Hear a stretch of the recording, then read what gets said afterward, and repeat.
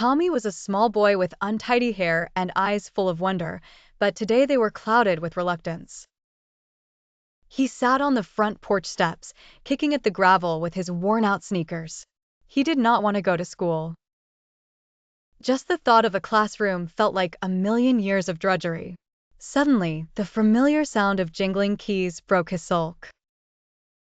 "Tommy," a cheerful voice chimed. It was Helen, his best friend.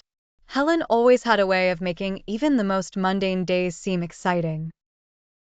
With a backpack slung over her shoulder and a lunchbox in her hand, she looked every bit the diligent student. Her hair was neatly braided, and her face radiated an infectious optimism. She plopped down beside Tommy, nudging him gently with her elbow. "What's up?" Helen asked, sensing his gloom. "I don't want to go to school," Tommy mumbled, not meeting her eyes. Instead of lecturing him, Helen smiled. "You know what? School isn't just about learning math and reading. Think about Mr. Stevens' science class. Remember the time we made that volcano explode?" she said with a twinkle in her eye. Tommy couldn't help but grin at the memory.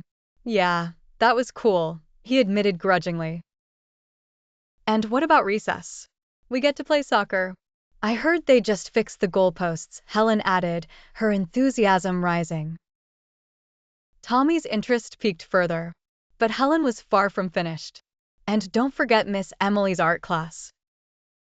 Today's the day she lets us use the really good markers," she whispered conspiratorially.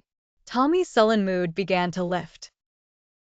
He finally looked at Helen, who was practically bouncing with excitement. "All right," Tommy said, standing up slowly, "I'll go. But only because you make it sound fun." Helen beamed, grabbing his hand and pulling him along. "That's the spirit. We'll tackle it together," she said with a wink. As they walked to school, Tommy couldn't help but feel a bit more cheerful. With friends like Helen, school wasn't such a daunting place after all.